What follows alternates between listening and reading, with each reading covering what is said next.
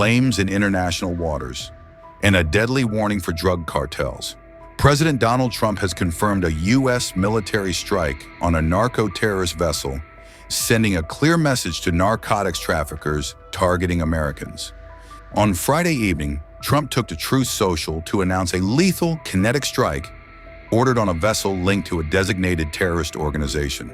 Intelligence confirmed the boat was transporting illicit narcotics along known smuggling routes into the U.S. According to the president, 3 male narco-terrorists were killed, and crucially, no U.S. personnel were harmed. Trump's warning was blunt: stop selling fentanyl, narcotics, and illegal drugs in America and committing violence and terrorism against Americans. This strike comes just days after a previous U.S. military action in the Southern Caribbean, where a Venezuelan drug boat linked to the Tren de Aragua cartel was destroyed, leaving nearly a dozen suspected narco-terrorists dead. Earlier this year, Trump's administration designated major cartels, including Tren de Aragua in Sinaloa, as foreign terrorist organizations, highlighting the deadly nexus of drugs and terrorism. Trump confirmed that Friday's strike marks the second kinetic operation against Venezuelan cartels in recent days. The president emphasized that these are targeted strikes aimed at stopping deadly narcotics from reaching U.S. shores and taking violent criminals off the seas. Well, first of all, let me say that from an operational standpoint, I'll leave it to the Pentagon to identify munitions, units, and things of that nature. Let me say this. The United States has long, for many, many years, established intelligence that allow us to interdict and stop drug boats. And we did that. And it doesn't work. Interdiction doesn't work because these drug cartels, what they do is they know they're going to lose 2% of their cargo. They bake it into their economics. What will stop them is when you blow them up, when you get rid of them. So they were designated as what they are narco-terrorist organizations. So the same information and the same intelligence mechanisms with maybe a higher focus was used to determine that a drug boat was headed towards eventually the United States. And instead of interdicting it on the president's orders, he blew it up. And it'll happen again.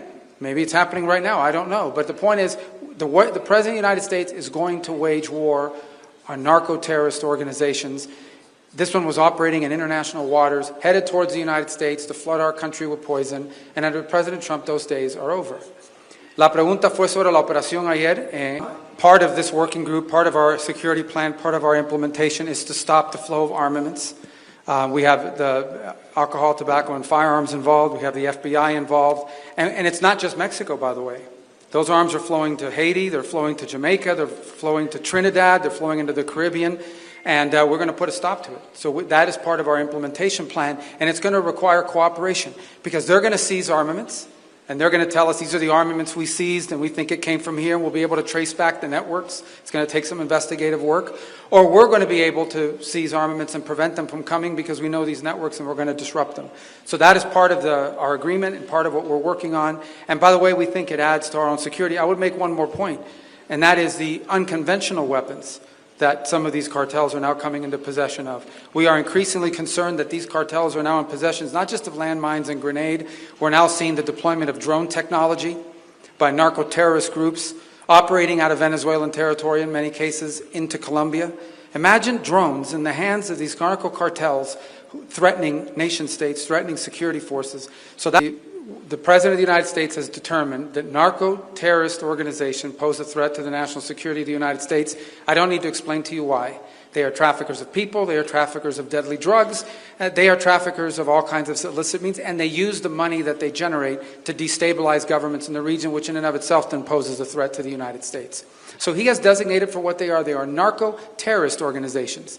These are not stockbrokers, these are not real estate agents who on the side deal a few drugs. These are organized, corporate structured organizations who specialize in the trafficking of deadly drugs into the United States of America. They pose an immediate threat to the United States, period. If you're on a boat full of cocaine or fentanyl or whatever headed to the United States, you're an immediate threat to the United States.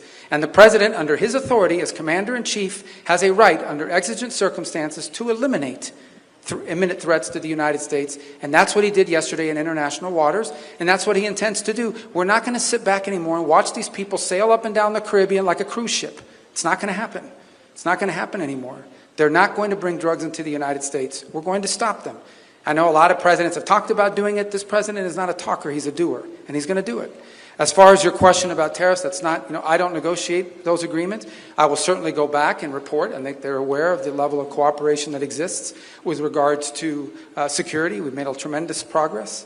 And, obviously I know that even as I speak to you today, the economic team from Mexico is in Washington meeting with Ambassador Greer and also meeting with Commerce Secretary Lutnick.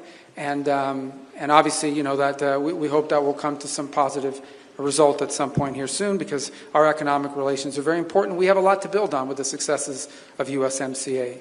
Cooperated. There's always been law enforcement cooperation.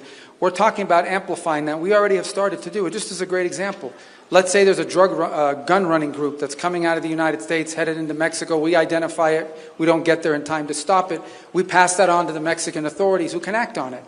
Likewise, they can identify a drug shipment or that's headed our way. Maybe it got past their systems, but now is in the United States, and we can act on it.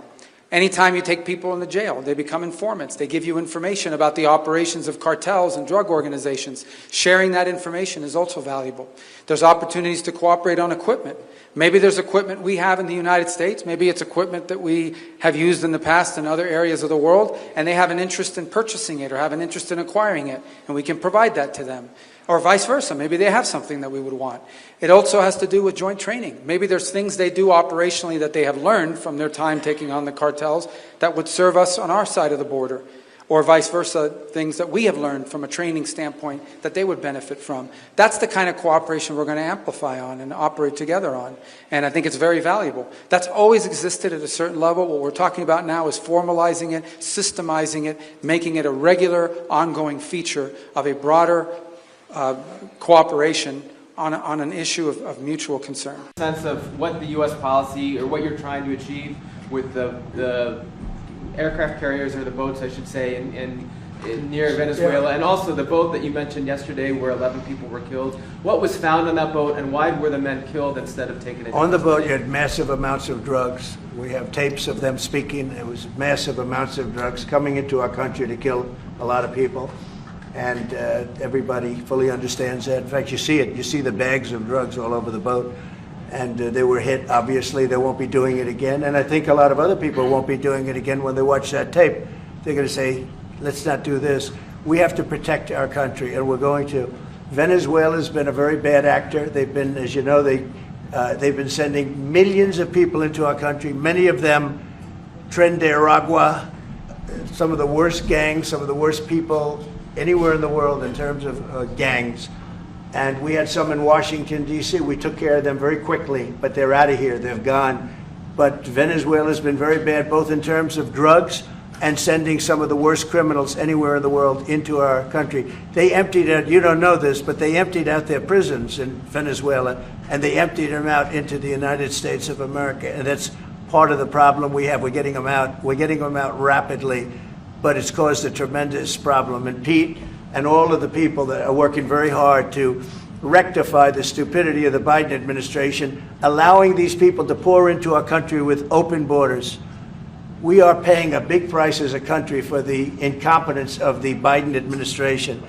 But think of it, opened up prisons, drug dealers, drug lords, everything coming out of Venezuela, they said, and we said, we're not going to put up with it anymore. So Venezuela has been one of the worst actors in the whole group, and we have a group of pretty bad actors.